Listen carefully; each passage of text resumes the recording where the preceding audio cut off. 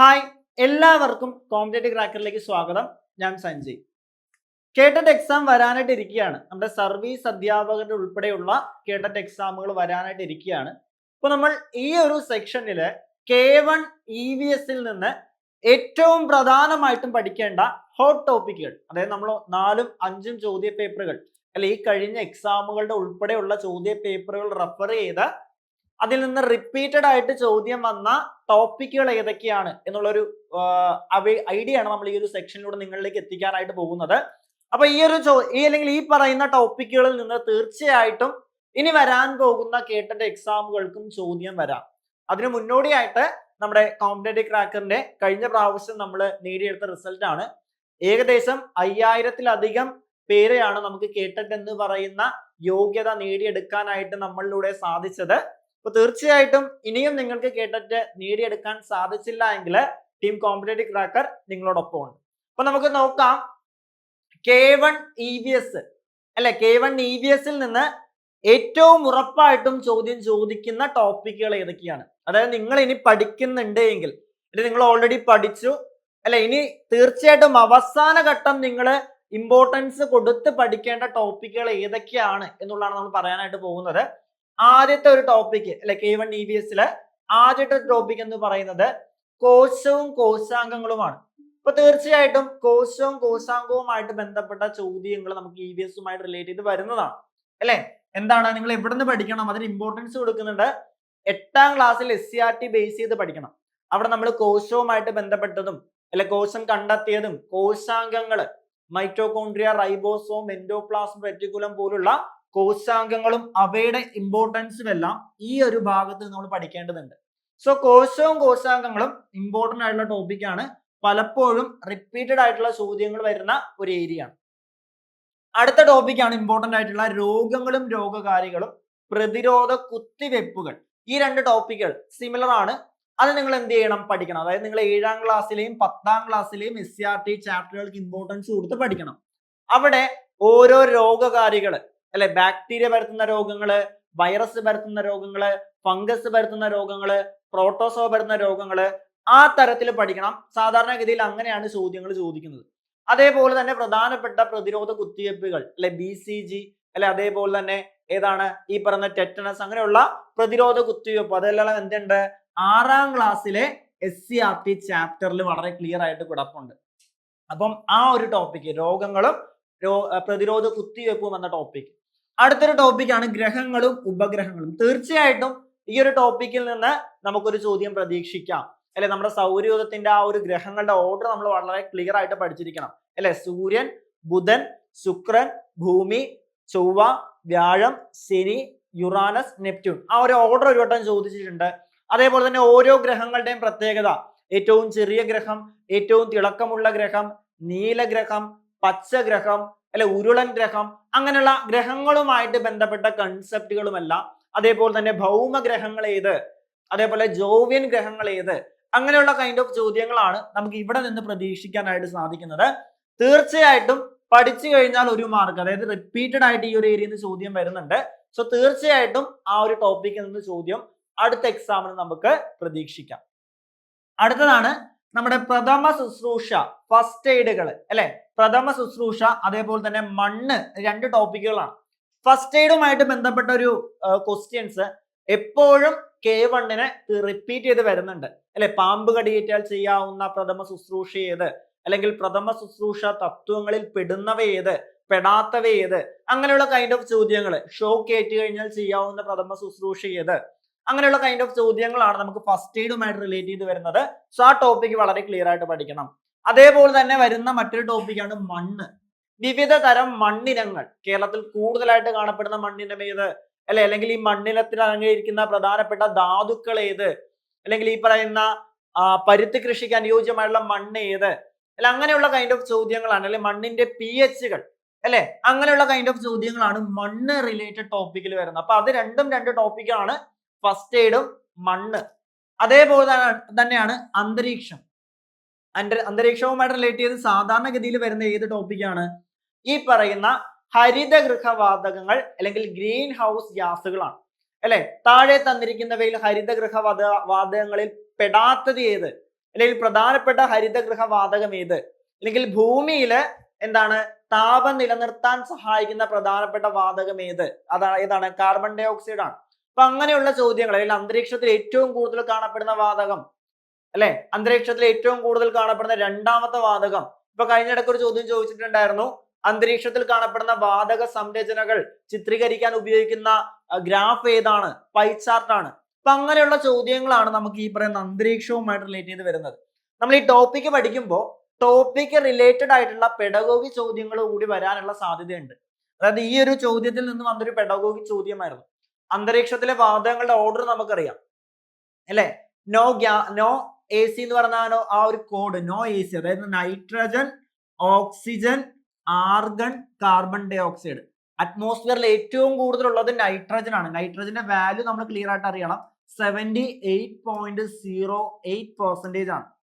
രണ്ടാമത് ഓക്സിജൻ ആണ്. ഓക്സിജൻ എന്ന് പറയുമ്പോൾ 20.95, നമ്മൾ കറക്റ്റ് ആയിട്ട് പറയുന്നത് 21%. മൂന്നാമത് ആർഗൺ, നാലാമത് കാർബൺ ഡൈ ഓക്സൈഡ്. അതാണ് അന്തരീക്ഷത്തിലെ ഈ പറയുന്ന വാതകങ്ങളുടെ ഓർഡർ. ആ ഓർഡർ ചിത്രീകരിക്കാൻ ഉപയോഗിക്കുന്ന ഗ്രാഫ് ഏതാന്ന് ചോദിച്ചു. അതായത് ആ ഒരു ടോപ്പിക്കിനെ പെഡഗോഗിയുമായിട്ട് റിലേറ്റ് ചെയ്തുള്ള ചോദ്യമാണ് ചോദിച്ചിരിക്കുന്നത്. പത്രത്തില് ടോപ്പിക് റിലേറ്റ് ചെയ്തുള്ള പെഡഗോഗി ചോദ്യങ്ങൾ നമുക്ക് എന്ത് ചെയ്യാം, പ്രതീക്ഷിക്കാം. അതേപോലെ തന്നെ കൃഷിയിൽ തന്നെ PH സ്കെയിലുകൾ, അല്ലെ, നെൽകൃഷിക്ക് അനുയോജ്യമായിട്ടുള്ള PH സ്കെയില്, അല്ലെങ്കിൽ കൃഷിയുമായിട്ട് ബന്ധപ്പെട്ട് നമ്മൾ സാധാരണഗതിയിൽ കാണുന്നതാണ്, അല്ലെ. നൂതന സാങ്കേതിക വിദ്യകൾ, ഹൈഡ്രോപോണിക്സ്, എയറോപോണിക്സ് പോലുള്ള നൂതന സാങ്കേതിക വിദ്യകള്, അല്ലെങ്കിൽ GM ക്രോപ്പുകള്, ജെനറ്റിക്കലി മോഡിഫൈഡ് ക്രോപ്പുകള്, അതൊക്കെ 8ാം ക്ലാസ്സിൽ SCRT ചാപ്റ്ററിൽ വളരെ കൃത്യമായിട്ട് പറയുന്ന ടോപ്പിക്കുകളാണ്. അതോടൊപ്പം നമുക്ക് സാധാരണഗതിയിൽ വരുന്ന ഏതാണ് ഈ പറഞ്ഞ ക്യൂണി കൾച്ചർ, അല്ല എങ്കിൽ മഷ്റൂം കൾച്ചർ, സെറി കൾച്ചർ പോലുള്ള കൃഷി എന്തുമായിട്ട് ബന്ധപ്പെട്ടിരിക്കുന്നു, അങ്ങനെയുള്ള കൈൻഡ് ഓഫ് ചോദ്യങ്ങളും എവിടെ നിന്ന് വരുന്നതാണ്, ഈ പറയുന്ന കൃഷി എന്ന് പറയുന്ന ടോപ്പിക്കിൽ നിന്ന് വരുന്നതാണ്. അല്ലെങ്കിൽ തന്നെ പോളികൾച്ചർ, ഇപ്പൊ കഴിഞ്ഞൊരു എക്സാമിന് ചോദിച്ചതാണ് പോളികൾച്ചർ. എന്താണ്, ഒരു സ്ഥലത്ത് ഒന്നിലധികം കൃഷികൾ ചെയ്യുന്നതിനെയാണ് നമ്മൾ പോളികൾച്ചർ എന്ന് പറയുന്നത്. അപ്പൊ അങ്ങനെയുള്ള ചോദ്യങ്ങളും കൂടി, അല്ലെ, നമുക്ക് എവിടെ നിന്ന് പ്രതീക്ഷിക്കാം, കൃഷി എന്ന് പറയുന്ന ഒരു ടോപ്പിക്കിൽ നിന്ന് പ്രതീക്ഷിക്കാം. അതേപോലെ തന്നെ കൃഷിയിൽ നിന്ന് വരുന്ന ഒരു ടോപ്പിക് തന്നെയാണ് കാർഷിക ഗവേഷണ കേന്ദ്രങ്ങൾ. പ്രധാനപ്പെട്ട കാർഷിക ഗവേഷണ കേന്ദ്രങ്ങൾ എവിടെയാണ്, അതൊക്കെ SCRT ടെക്സ്റ്റിൽ വളരെ കൃത്യമായിട്ട് കൊടുത്തിട്ടുണ്ട്. അതേപോലെ തന്നെ എൻവയോൺമെന്റുമായിട്ട് ബന്ധപ്പെട്ട് ആവാസ വ്യവസ്ഥകളും പ്രകൃതിയുമായിട്ട് റിലേറ്റ് ചെയ്തിട്ടുള്ള ചോദ്യങ്ങൾ സാധാരണഗതിയിൽ ചോദിക്കാറുണ്ട്. റേച്ചൽ കാൾസൺ, അല്ലെ, റേച്ചൽ കാൾസന്റെ പുസ്തകം ഏതാണ്, നിശബ്ദ വസന്തം. അതേപോലെ തന്നെ വംശനാശ ഭീഷണി നേരിടുന്ന ജീവവിഭാഗങ്ങൾ, ഇൻസിറ്റു ആൻഡ് എക്സിറ്റു കൺസർവേഷൻ മുതലായ ഭാഗങ്ങളാണ് ഈ പറയുന്ന ആവാസ വ്യവസ്ഥ എന്ന് പറയുന്ന ടോപ്പിക്കിൽ നിന്ന് ചോദ്യങ്ങൾ വരുന്നത്. ഈ പറയുന്ന ടോപ്പിക്കുകളെല്ലാം, അല്ലെങ്കിൽ ഈ പറയുന്ന ടോപ്പിക്കുകളിൽ നിന്നെല്ലാം വരാൻ പോകുന്ന എക്സാമുകൾക്ക് ചോദ്യങ്ങൾ ഉണ്ടാവും. അപ്പൊ അതുകൊണ്ട് തന്നെ നിങ്ങൾ ആദ്യം എന്ത് ചെയ്യുക, ഈ പറയുന്ന ടോപ്പിക്കുകൾ വളരെ കൃത്യമായിട്ട് പഠിക്കാനായിട്ട് ശ്രമിക്കുക. ഏത് കോശം, കോശാംഗങ്ങൾ, അവിടെ കൂടുതൽ ഇമ്പോർട്ടൻസ് കൊടുക്കേണ്ട കോശാംഗങ്ങൾക്ക് തന്നെയാണ്. അതേപോലെ തന്നെ രോഗങ്ങള്, രോഗകാരികള്, അതേപോലെ തന്നെ പ്രതിരോധ കുത്തിവെപ്പുകൾ, അല്ലെ, അതേപോലെ തന്നെ എന്താണ് ഗ്രഹങ്ങള്, ഉപഗ്രഹങ്ങള്, പ്രഥമ ശുശ്രൂഷ, മണ്ണിനങ്ങൾ. അത് കേരളത്തിലെ പ്രധാനപ്പെട്ട മണ്ണിനങ്ങൾ പഠിച്ചാൽ മതി, അവിടെ നിന്നാണ് കൂടുതൽ ചോദ്യങ്ങൾ വരുന്നത്. അതേപോലെ തന്നെ അന്തരീക്ഷവുമായിട്ട് ബന്ധപ്പെട്ട് ഹരിതഗൃഹ വാതകങ്ങള്, അന്തരീക്ഷത്തിലെ പ്രധാനപ്പെട്ട വാതകങ്ങള്, കൃഷി ഇമ്പോർട്ടന്റ് ആണ്. കൃഷിയിൽ നിന്ന് 1-2 ചോദ്യങ്ങൾ, പല എക്സാമുകൾക്കും 2 ചോദ്യങ്ങൾ വരെ വരാറുണ്ട്, അല്ലെ. 1-2 ചോദ്യങ്ങൾ കൃഷിയിൽ നിന്ന് പ്രതീക്ഷിക്കാം. PH സ്കെയിലുമായിട്ട് ബന്ധപ്പെട്ട ചോദ്യങ്ങൾ പ്രതീക്ഷിക്കാം. കാർഷിക ഗവേഷണ സ്ഥാപനങ്ങൾ ചോദ്യങ്ങൾ വരുന്ന ഒരു ഏരിയ ആണ്. അതേപോലെ ആവാസ വ്യവസ്ഥ, എൻവയോൺമെന്റുമായിട്ട് ബന്ധപ്പെട്ടതും നേച്ചർ, പ്രകൃതിയുമായിട്ട് ബന്ധപ്പെട്ട ചോദ്യങ്ങളാണ് നമുക്ക് പ്രതീക്ഷിക്കാവുന്നത്. അപ്പൊ തീർച്ചയായിട്ടും ഈ ടോപ്പിക്കുകളിൽ നിന്ന് ചോദ്യങ്ങൾ വരും. ഈ ടോപ്പിക്കുകൾ ഇത്രയും നിങ്ങൾ കവറപ്പ് ചെയ്ത് കഴിഞ്ഞാൽ നിങ്ങൾക്ക് അവിടുന്ന് എന്ത് ചെയ്യാം, ഒരു 12 മാർക്കോളം നിങ്ങൾക്ക് ഇവിടുന്ന് സ്കോർ ചെയ്യാം. അത് മാത്രമല്ല പെഡഗോഗി, നമുക്കറിയാം പെഡഗോഗി എത്രത്തോളം പ്രാധാന്യമാണ് എന്ന്. പെഡഗോഗി പലപ്പോഴും നമുക്ക് എന്താണ്, ഒരു കൺസെപ്റ്റ് റിലേറ്റഡ് പെഡഗോഗിയാണ്. ഒരു സ്റ്റുഡന്റിനെ സംബന്ധിച്ച് അവന് ആവശ്യമുള്ള കാര്യങ്ങൾ എന്തെല്ലാം, ഈ പറഞ്ഞ അച്ചീവ്മെന്റ് ടെസ്റ്റ്, ഡയഗ്നോസ്റ്റിക് ടെസ്റ്റ് പോലുള്ള ആ ടെസ്റ്റുകളുടെ ഉപയോഗങ്ങൾ, അല്ല, അങ്ങനെയുള്ള കൈൻഡ് ഓഫ് കൺസെപ്റ്റ് ബേസ് ചെയ്യുള്ള ചോദ്യങ്ങളാണ് സാധാരണഗതിയിൽ പെഡഗോഗിയിൽ വരുന്നത്, അല്ലെ. അത് നമുക്ക് ആൻസർ കണ്ടെത്തി എഴുതാൻ സാധിക്കും. അത് ഓപ്ഷൻസ് വായിക്കുമ്പോൾ തന്നെ നമുക്ക് ആൻസർ കണ്ടെത്തി എഴുതാൻ സാധിക്കുന്ന തരത്തിലുള്ള പെഡഗോഗി ചോദ്യങ്ങളാണ്. എങ്കിലും പല ചോദ്യങ്ങളും നമുക്ക് കൺഫ്യൂഷൻ ഉണ്ടാവും. ഓപ്ഷൻ A ആണോ B ആണോ, അല്ലെങ്കിൽ B ആണോ C ആണോ തരത്തിലുള്ള കൺഫ്യൂഷൻ ഉണ്ടാക്കുന്ന പെഡഗോഗി ചോദ്യങ്ങളും വരുന്നുണ്ട്. ഈ പെഡഗോഗി ചോദ്യങ്ങളുടെ ഏറ്റവും വലിയ പ്രത്യേകത എന്ന് പറയുന്നത്, നിങ്ങൾ ആ ഒരു സ്റ്റേറ്റ്മെന്റിൽ ആ വായിക്കുമ്പോൾ എല്ലാം ശരിയായിരിക്കും, പക്ഷെ അതിൽ ഏറ്റവും ഓപ്റ്റ് ആയിട്ടുള്ള അല്ലെങ്കിൽ ഏറ്റവും കറക്റ്റ് ആയിട്ടുള്ള സ്റ്റേറ്റ്മെന്റ് ആയിരിക്കും കറക്റ്റ് ആൻസർ. അപ്പൊ അതുകൊണ്ട് തന്നെ അതാണ് പെഡഗോഗിയിൽ മിക്കവർക്കും മാർക്ക് പോകുന്നത്. എങ്കിൽ കൂടിയും പെഡഗോഗി എന്ന രീതിയിൽ നിങ്ങൾ ഏറ്റവും ഇമ്പോർട്ടൻസ് കൊടുക്കേണ്ടത് ഏത് ടോപ്പിക്കിലാണെന്ന് ചോദിച്ചു കഴിഞ്ഞാൽ ലേണിംഗ് എയ്ഡുകൾ അല്ല, ലേണിംഗ് എയ്ഡുമായിട്ട് ബന്ധപ്പെട്ട ചോദ്യങ്ങൾ അല്ലെങ്കിൽ ഈ പറയുന്ന ഒരു ടോപ്പിക് തരും, ആ ടോപ്പിക് പഠിക്കാൻ ഏറ്റവും എളുപ്പമായിട്ടുള്ള ലേണിംഗ് എയ്ഡുകൾ അല്ലെ. ഫോർ എക്സാമ്പിൾ ഈ ശ്വസനം എന്ന് പറയുന്ന ഒരു ടോപ്പിക് പഠിക്കുകയാണ്, ആ പഠിക്കാൻ ഏറ്റവും അനുയോജ്യമായിട്ടുള്ള ഒരു ലേണിംഗ് എയ്ഡ് എന്ന് പറയുന്നത് വീഡിയോ കാണിച്ച് പഠിപ്പിക്കുക തന്നെയാണ് അല്ലെ. അപ്പൊ അത്തരത്തില് ലേണിംഗ് എയ്ഡുകളിൽ നിന്ന് പലപ്പോഴും റിപ്പീറ്റഡ് ആയിട്ട് ചോദ്യം വരുന്നതാണ് പെഡഗോഗി. അപ്പൊ എല്ലാ തരത്തിലുള്ള ലേണിംഗ് എയ്ഡുകളെ കുറിച്ചും അവിടെ പഠിക്കണം. ഓഡിയോ വിഷ്വൽ എയ്ഡ്, ഓഡിയോ എയ്ഡുകള് അല്ലെ, അതേപോലെ തന്നെ ആക്ടിവിറ്റി എയ്ഡുകള്, അവിടെ പ്രത്യേകതകൾ, എപ്പോഴാണ് ഈ ആക്ടിവിറ്റി എയ്ഡുകൾ യൂസ് ചെയ്യുന്നത് അല്ലെ, അങ്ങനെയുള്ള ചോദ്യങ്ങളെല്ലാം കൂടി നമ്മൾ വളരെ കൃത്യമായിട്ട് പഠിക്കണം അല്ലെ. അതേപോലെ തന്നെ ഇവാലുവേഷൻ സിസ്റ്റം, അവിടെ നമ്മൾ പഠിക്കണം വിവിധ തരത്തിലുള്ള ഇവാലുവേഷൻ സിസ്റ്റംസുകൾ അല്ല. അവിടെ നമ്മൾ റുബിക്സുമായിട്ട് ബന്ധപ്പെട്ട ചോദ്യങ്ങളെല്ലാം നമ്മുടെ സാധാരണഗതിയിൽ വരുന്നതാണ്. അപ്പൊ അതുകൊണ്ട് തന്നെ ഇവാലുവേഷൻ സിസ്റ്റം വളരെ ഇമ്പോർട്ടന്റ് ആണ്.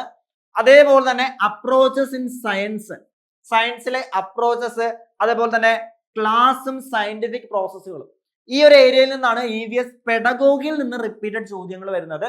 ഇപ്പോഴും പറയാം, പെഡഗോഗിയിൽ ഒരു ചോദ്യം എന്ന് പറയുന്നത് അത് നമ്മൾ വളരെ കൃത്യമായിട്ട് വായിച്ച് ആൻസർ ചെയ്യേണ്ട ചോദ്യങ്ങളാണ് അല്ലെ. ഒരു സ്റ്റുഡന്റിനെ സംബന്ധിച്ച് ഒരു ടീച്ചർ എന്ന നിലയിൽ നമ്മൾ ആൻസർ ചെയ്യേണ്ട ചോദ്യങ്ങളാണ് സാധാരണ ഇതിൽ പെഡഗോഗിയിൽ നിന്ന് വരുന്നത്.